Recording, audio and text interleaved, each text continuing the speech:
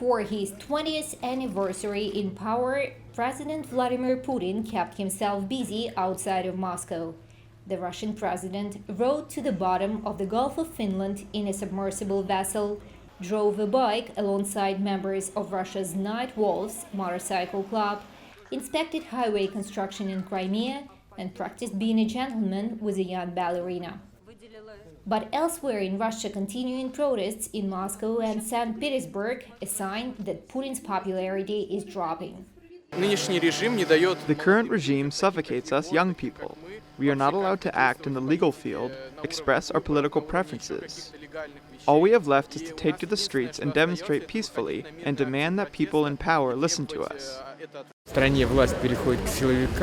All the power in Russia is now transitioning to a strongman. If we don't protest that, very soon it will be a done deal. A poll by the independent Levada Center in Russia found 38% of those surveyed don't want to see Putin in power past 2024, when his current term expires. But a majority, 54%, said they want Putin, who will be 67 in October, to continue as president after 2024.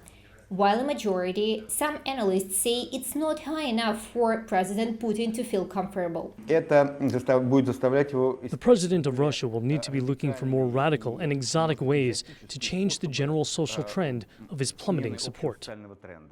The last time Putin's popularity dropped was in 2014, say experts.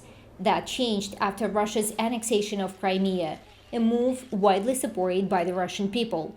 They have also supported Putin's expansion of Russia's role as a key regional and global actor, from military involvement in the Middle East to closer ties with China. But now Russia's economy is stagnating, with GDP growth slowing down in the first several months of 2019 and real incomes of the population falling for the fifth year in a row. Economic activity, according to the Rosstat, Russian statistics agency, slowed down threefold. That's in contrast to the first decade of the 2000s, when oil prices and Putin's popularity were high.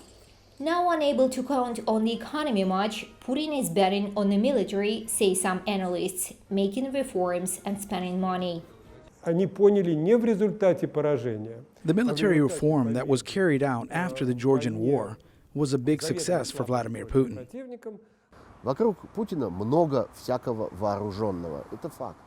Putin has surrounded himself with everything military, and he relies on everything military as well. The question here is in nuances. Is he betting on the military, or is he afraid of it? Imagine if he is not giving privileges and money to the people with arms. They might want to swap him for someone else. The Russian leader showcases Russia's military might at parades like this one on Red Square this year and this display of naval power in St. Petersburg.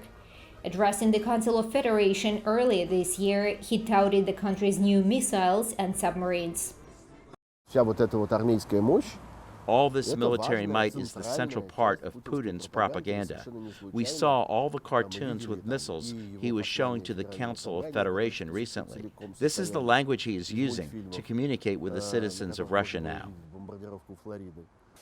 Experts say Vladimir Putin's reliance on the military might dramatically shape the style of his leadership leading up to 2024, when his current presidential term comes to an end. Yulia Savchenko, VOA News, Moscow.